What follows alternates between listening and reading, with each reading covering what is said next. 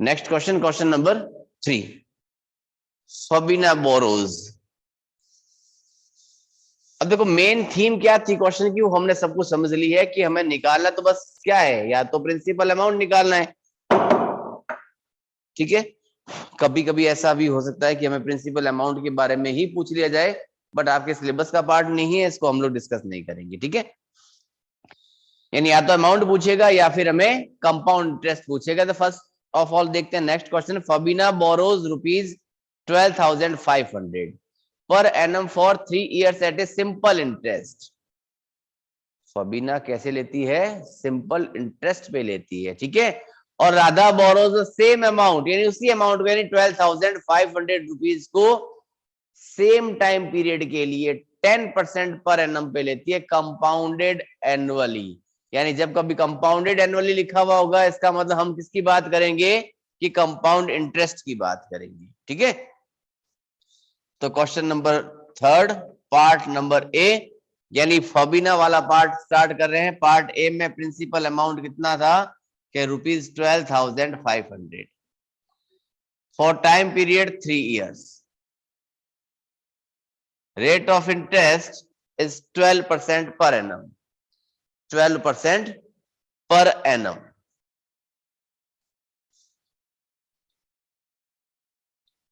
Per annum condition क्या थी, कि सिंपल इंटरेस्ट के बेस पर, है ना, सिंपल इंटरेस्ट पर लेती है पैसा ही। तो कितना अमाउंट पे करेगी आफ्टर 3 years, है ना। Who page more interest and by how much. इस दोनों कंडीशन में हमें इंटरेस्ट पूछा गया है, देखो, है ना। दोनों ही कह रहे हैं, फबीना की केस में भी इंटरेस्ट पूछा है, और कंपेयर हमें सिर्फ और सिर्फ इंटरेस्ट को ही करना है। तो हम क्यों अमाउंट निकालेंगे, हम डायरेक्ट किसके पास जाएंगे, कि इंटरेस्ट के पास। तो सिंपल इंटरेस्ट का फॉर्मूला तो हमें याद है, क्या था, कि PRT अपॉन 100 था, where P is equals to 12,500 multiply by R rate of interest, यानी 12 मल्टीप्लाई बाय 3 years अपॉन 100। 20 से 20 कट हुए, 12 3 जा 36, 125 मल्टीप्लाई बाय 26 कर दे मल्टीप्लाई, 36 5 जा 180 कैरी लगे 18, 36 2 जा 72, 72 में 80 ऐड किया 90 का 0 कैरी 9, 36 1 जा 36, 36 और 9 45। यानी कुल मिला के सिंपल इंटरेस्ट कितना पे कर रही है वो, कि 12% पर एनम के अकॉर्डिंग रुपीज 4500, यानी 4,500 रुपीज क्या करेगी वो, पे करेगी, ठीक है। 45,000 रुपीज, सॉरी 4,500 रुपीज क्या करेगी, पे करेगी। कौन करेगी, कि फबीना करेगी। सेकंड केस था फॉर राधा।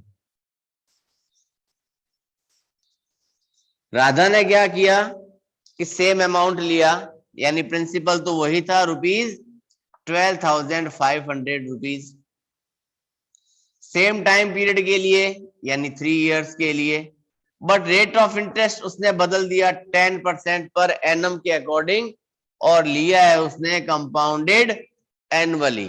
कंपाउंडेड एनुअली यानी हमें निकालना है कंपाउंड इंटरेस्ट, देन CI होता है P multiply by 1 plus R upon 100 to power N, minus में P लग जाएगा एक और, है ना, क्योंकि CI का फॉर्मूला क्या था अपना, कि अमाउंट माइनस प्रिंसिपल, और अमाउंट के लिए क्या हम लगाते थे, P multiply by 1 plus R upon 100 to power N लगाते थे। तो P मिला मुझे 12,500, ये आया 1, rate of interest 10 upon 100 to the power 3 minus 12,500। केवल इस अमाउंट वाले पार्ट को देखना है, वो माइनस 12,500 सेम है, चलेगा, ठीक है, कोई दिक्कत नहीं है। तो ये चला 12,500 multiply bye 110 upon 100 multiply by 110 upon 100, 3 times लिख देंगे इसको, माइनस 12,500।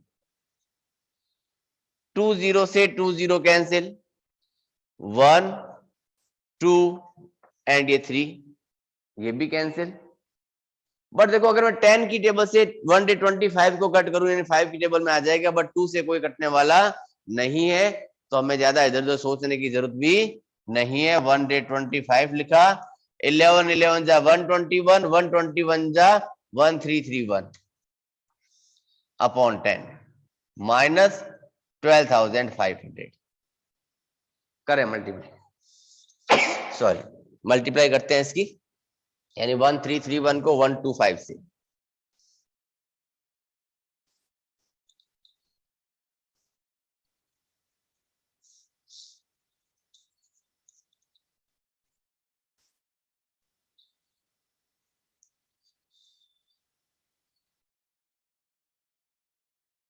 टू वन जा 2, 2 3 जा 6, 2 3 जा 6, 2 1 जा 2, 1 से क्या 1 3 3 1, 5 7 3 10 6 16 का 6 कैरी 1 6 और ये 1 के बाद पॉइंट लगा दे तो आ जाएगा अपने पास 16 6 3 7 और ये 10 से डिवाइड करने पर 0.5 minus 12,500 on subtraction we get rupees 0.5 तो रहेगा, 7 में से 0 लेस किया 7, 3 में से 0 लेस किया फिर 3, 6 में से 5 लेस किया 1, 6 में से 2 लेस किया 4, तो कंपाउंड इंटरेस्ट में मिला उसको 4,137.50 रुपीज और उसको मिला था 4,500 रुपीज। और क्वेश्चन ने क्या कहा था अपने को, फबीना ने इतना लिया है, सेम अमाउंट पे लिया, who page more interest by how much, पैसा कौन ज्यादा पे करेगा, किसने सिंपल इंटरेस्ट पे लिया था क्योंकि दोनों की रेट ऑफ इंटरेस्ट क्या है, डिफरेंट है। बट वही अगर दोनों की रेट ऑफ इंटरेस्ट सेम होती, यानी फबीना और राधा दोनों 12% पर एनम पर या दोनों 10% पर एनम पे लेते, तो उस केस में राधा पेज मोर, ठीक है ना। तो बट इस केस में क्या होगा कि Fabina pays more, फबीना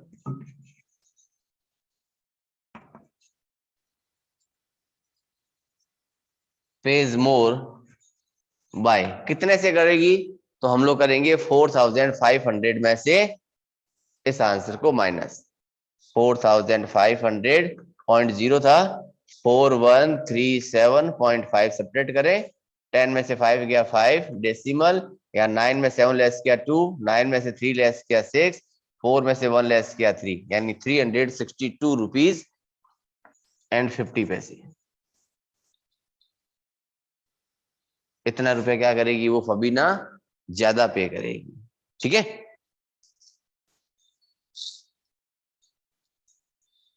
next question same है जय, देखो क्वेश्चन कह रहा है I borrowed rupees 12,000 from Jamshed at 6% per annum simple interest for 2 years.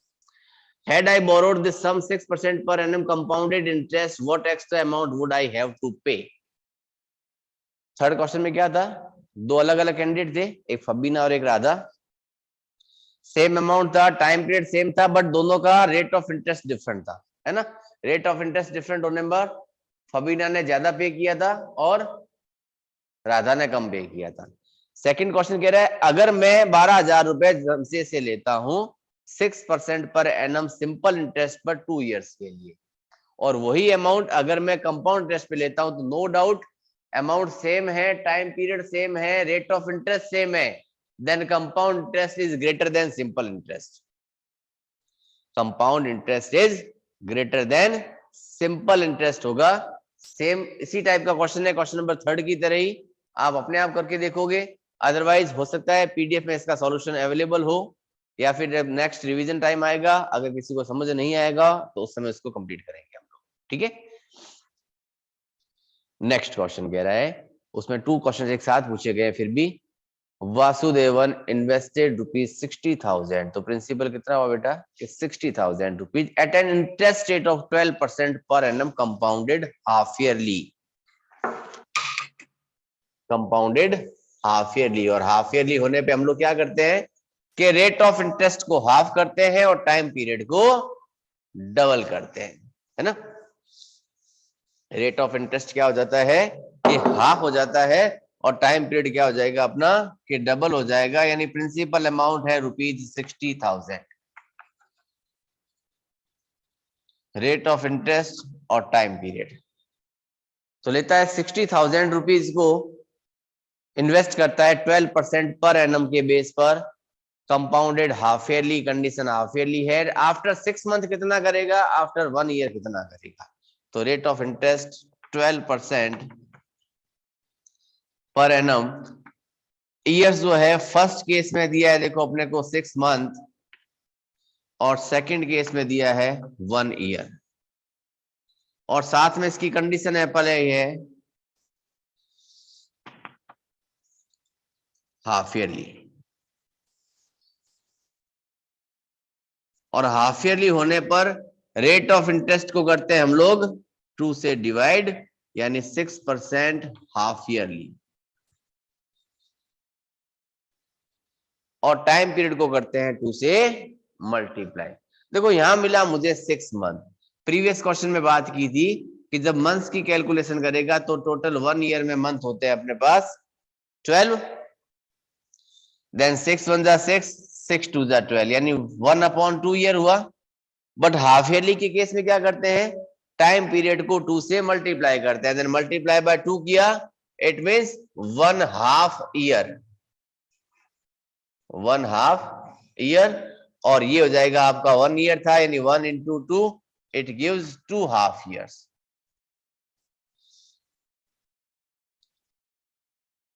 दोनों केस करने हैं, इट मींस फर्स्ट केस लगाया मैंने, क्या निकालना है क्वेश्चन के अकॉर्डिंग कि उसने कितना इंटरेस्ट पे किया है ना, what amount would he get, उसको कितना अमाउंट मिलेगा, कितना अमाउंट मिलेगा। अमाउंट के लिए अमाउंट का फॉर्मूला लगा देते हैं, then amount A is equals to P multiply by 1 plus R upon 100 raise to the power n। अब फर्स्ट केस लगा रहे हैं 6 मंथ वाला, यानी 1/2 ईयर हो गया, और 1/2 ईयर होने का मतलब होता है 1 टाइम ही नोट करना है उसको, then 1 plus rate of interest वही 6 upon 100 to the power 1, 60,000, 106 upon 100, only one time note करना है। 2 0 से 2 0 कैंसिल आउट हुए, लिखा हमने क्या कि रुपीज, करें मल्टीप्लाई, 6 6 जा 36, और 6 1 जा 6, पीछे लगे 2 0, यानी मुझे मिलेगा कितना अमाउंट कि 63,600 रुपीज आफ्टर द 6 मंथ, यानी 1/2 ईयर। वही कह रहा है कि उसको अगर वही सेकंड हाफ ईयर की बात करें तो, यानी सेकंड केस में यहाँ पावर जहां हमने 1 लगाई थी उसको कितनी टाइम कर देंगे, 2 टाइम कर देंगे। तो अमाउंट का फॉर्मूला नहीं लगा रहा, मैं डायरेक्ट कंडीशन पे जा रहा हूं। तो सेकंड केस में अमाउंट हो जाएगा मेरा कि 60,000 मल्टीप्लाई बाय 106 अपॉन 100, और 106 अपॉन 100, 40 से ये 40 कैंसिल हुए, रिमेनिंग रहा कि 6 multiply by 106 multiply by 106।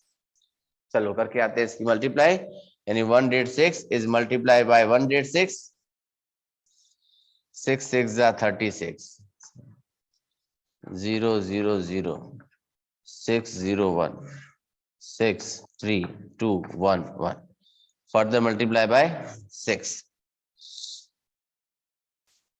then amount A is equals to rupees 6 6 जा 36 का 6 कैरी लग गई 3, 6 3 जा 18, और 321 का 1 कैरी 2, 12 और 2 14 का 4 कैरी 1, 6 और 1 7, और 6 1 जा 6, यानी आफ्टर 1 ईयर तो उसको कितने मिलेंगे कि 67,416 रुपीज, और आफ्टर 6 मंथ उसको मिलेंगे 63,600 रुपीज। और क्वेश्चन ने सिर्फ इतना ही पूछा है कि Vasudev invested ₹60,000 at an interest rate of 12% per annum compounded annually, नहीं है हाफ ईयरली है, ठीक है। What amount would he get, हमने कर दिया इसको, ठीक है। नेक्स्ट देखते हैं आरिफ का। Arif took a loan of ₹80,000 from a bank, यानी प्रिंसिपल हो गया उसका 80,000। If the rate of interest is 10% per annum, rate of interest क्या था उसका 10% per annum. Find the difference of amount he be pay after 1/1 upon 2 years if the interest is compound annually, compound half yearly। दोनों condition apply कर लेना आपने आप इस question को। Question number 7, Maria invested ₹8,000 in a business. She would be paid interest at 5% per annum compounded annually. Rate of interest 5%. Find amount credited against her name at the end of the second year and interest for the third year। Interest for the third year निकालना है कि third year के लिए interest क्या था उसका और second year के एंड में उसको क्या मिलेगा। ठीक है, चलिए करते हैं क्वेश्चन नंबर 7 को। जो क्वेश्चन आपके लिए छोड़े जा रहे हैं आप उनको सॉर्ट आउट करोगे, हो जाते हैं द बेस्ट है। अदरवाइज पीडीएफ में देखोगे, वहां पे भी समझ नहीं आए तो अपने डाउट सेक्शन में बात करेंगे। Question number 7, Maria invested ₹8,000 in a business. Maria क्या करती है 8,000 रुपीज किसी बिजनेस में लगाती है और उसको इंटरेस्ट मिलता है 5% पर एनम का। इंटरेस्ट कितना मिला उसको 5% पर एनम का।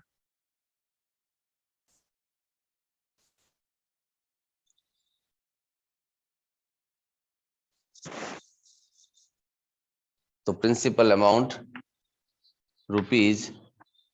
₹8,000, rate of interest 5% per annum. आपको शायद पता चला होगा, क्वेश्चन सबके सब एक जैसे ही आ रहे हैं ना, बस थोड़ी थोड़ी चीजें बदल बदल के पूछा जा रहा है। फर्स्ट ऑफ पूछा है नंबर ऑफ इयर्स, यानी इसने पूछा है एन दिया है हमें 2 इयर्स और सेकंड केस में दिया है एन मुझे 3 इयर्स। ये पूछा है ना फर्स्ट क्वेश्चन। फर्स्ट क्वेश्चन के अकॉर्डिंग क्या कहा था उसने कि amount credited against her name at the end of the second year, कि सेकंड ईयर के एंड में उसके अकाउंट में कितना पैसा आएगा, है ना। यानी पहले तो अमाउंट निकाल दे सेकंड ईयर के लिए, तो चले amount principal P plus 1 plus R upon 100 to the power n, then P था अपने पास 8,000 rupees, 1 plus R 5% upon 100 to the power n, यानी 2 इयर्स। ये हुआ अपना 8,000, 1 प्लस 5 105 अपॉन 100 2 टाइम।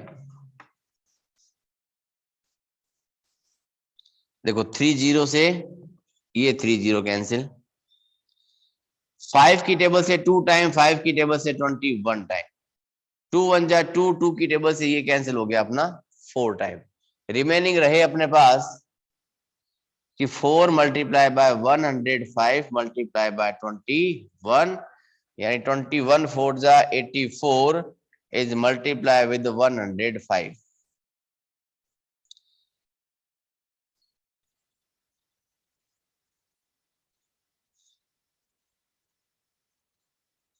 $8820, यानी इसका अमाउंट मिला आफ्टर द 2 इयर्स 8820 रुपीज, यानी end of the second year उसके अकाउंट में क्रेडिट कितना आ जाएगा कि 8,820 rupees.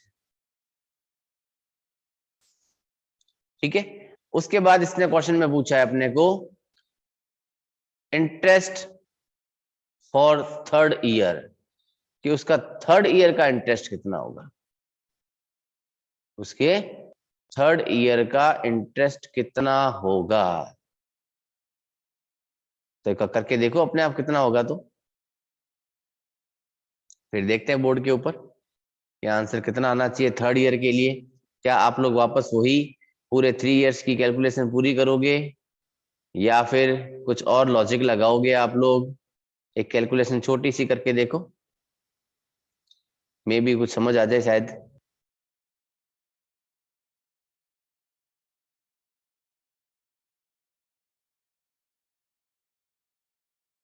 End of the third year, end of the third year. तो थर्ड ईयर के लिए एक सिंपल सा लॉजिक है, देखो भाई हम 2 इयर्स के लिए तो निकाल चुके हैं। देखो या तो हम चले जाएं केवल 1 ईयर की बात करें तो सिंपल इंटरेस्ट के फॉर्मूले पर, है ना, कहाँ चले जाए हम? सिंपल इंटरेस्ट वाले फॉर्मूले पे चले जाए, या फिर ये करें कि पहले 3 इयर्स का निकाले और 3 इयर्स में से इन 2 इयर्स वाले को सबट्रैक्ट कर देते हैं ना। तो सेकंड केस आपके अकॉर्डिंग करें तो पहले थर्ड ईयर की बात करेंगे हम लोग, तो amount for third year then P multiply by वही 1 + r/100 की पावर n होगा। n को यहाँ रिप्लेस करेंगे 3 के साथ, यानी एक टर्म इसमें और इंक्रीज कर देंगे हम लोग, ठीक है ना। और यहाँ सिर्फ हमें CI फाइंड करना है थर्ड ईयर का, तो CI के लिए लिखते हैं हम लोग 8000 मल्टीप्लाई बाय 105/100, 105/100 और फिर 105/100 और उसमें से माइनस कर देंगे 8820 रुपीज। क्योंकि अगर मैं पूरा ओवरऑल 8000 ही माइनस करता अगर, तो मैं पूरे ओवरऑल 3 इयर्स का सिंपल कंपाउंड इंटरेस्ट निकालता, बट मुझे तो केवल थर्ड ईयर की बात करनी है, तो मैंने 2 इयर्स तक का अमाउंट माइनस कर दिया। 8820 क्यों माइनस किया? क्योंकि मुझे केवल क्या फाइंड करना है? Only amount of third year. चले देखो 30 से ये 30 कैंसिल, ये क्या देखो 5 की टेबल से 21 टाइम, 5 की टेबल से 2 टाइम, 2 1 जा 2 और ये 2 की टेबल से गया 4 टाइम, 4 1 जा 4, 4 की टेबल से ये गया 25 टाइम, ये गया 5 की टेबल से 21 टाइम, ये 5 की टेबल से 5 टाइम, ये 5 की टेबल से 1 टाइम, 5 की टेबल से 21 टाइम। 21 को 21 से मल्टीप्लाई किया 441 और 441 को फिर से मल्टीप्लाई कर देते हैं हम लोग 21 के साथ, 1629 या 9261, यानी CI is equals to 9261 minus 8820 on subtraction we get ₹1, 6 में से 2 लेस किया 4, 12 में से 8 लेस किया 4, तो ₹441। यानी सेकेंड ईयर के एंड में उसके पास अकाउंट में पास पैसा कितना आएगा कि 8820 और आफ्टर द थर्ड ईयर उसके पास इंटरेस्ट कितना मिलेगा उसको कि वो मिलेगा 441 रुपीज।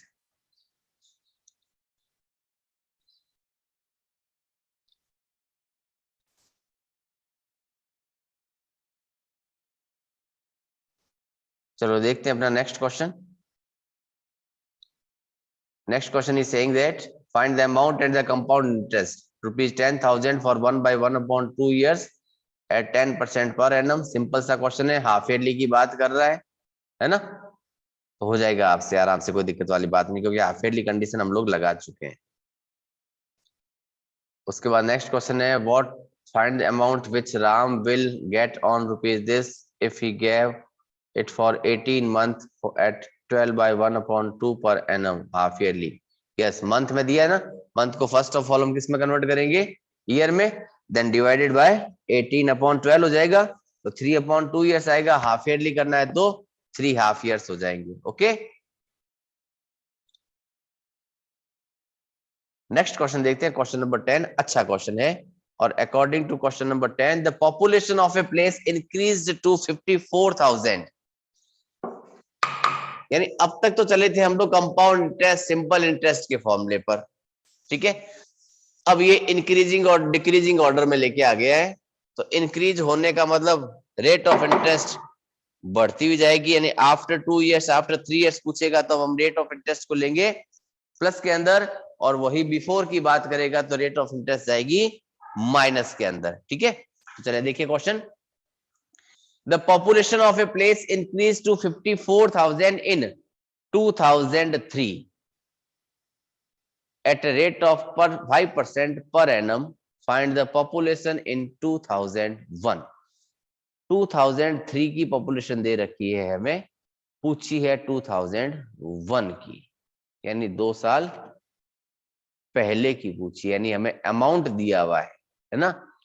2003 हमारे लिए क्या बन गया है, अमाउंट बन गया। हमें क्या निकालना है कि प्रिंसिपल निकालना है। ठीक है, चलिए देखते हैं question. Question number 10, population of town in 2003 is equal to 54,000। उसके बाद क्वेश्चन ने कहा हमें at the rate of 5% per annum. Rate of interest कितनी है अपनी, 5% per annum. Rate of interest किस रेट से बढ़ी कि 5% से बढ़ी, यानी ये जो पॉपुलेशन गिवन है वो अपने लिए एक बार के लिए क्या बन चुका है, अमाउंट बन गया। पूछा है what is the population in 2001 कि 2001 में पॉपुलेशन कितनी थी। तो देखो 2001 और 2003 के बीच में डिफरेंस आता है अपना 2 इयर्स का, यानी नंबर ऑफ इयर्स हो गए अपने लिए 2। तो यहां लिखेंगे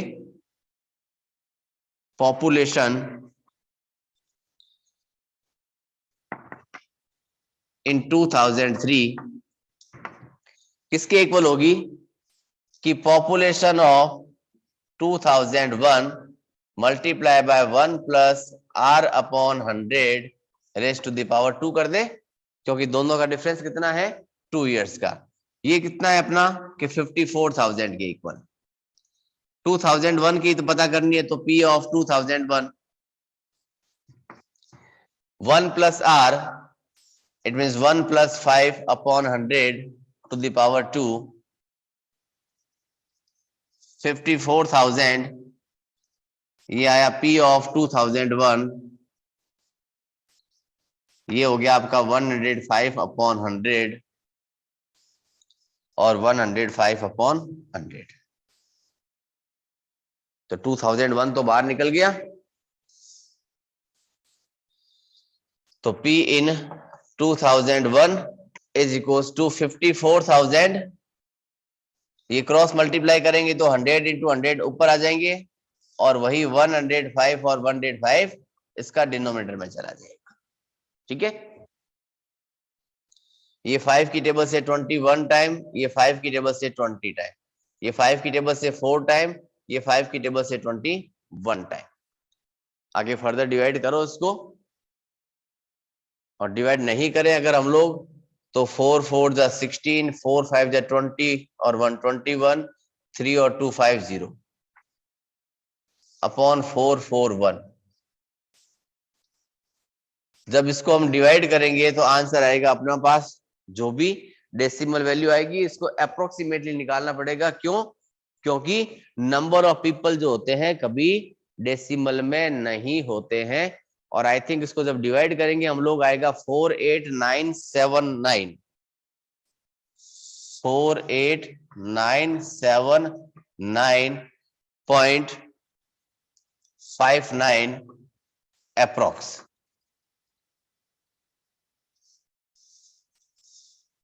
क्या आएगा अपने पास में, अप्रोक्सीमेटली इतना ही मिलेगा। ठीक है, तो अप्रोक्सीमेटली करेंगे तो लगभग 48,980 कर दें एक बार के लिए इसको। ठीक है, और 48,980 अप्रोक्सीमेटली। इसके बाद सेकंड पार्ट पूछा गया कि पॉपुलेशन 2005 में कितनी हो जाएगी। तो 2005 तो प्लस की बात हो गई है ना। तो अब इस बार 2003 की तो हमें कंपेयर क्यों ले ले 2003 का 54,000 है अपने पास, फिर वापस रेट ऑफ इंटरेस्ट वही रहेगा सब कुछ। चलाएं इसको, तो इस पार्ट को यहां से रब करते हैं सिर्फ,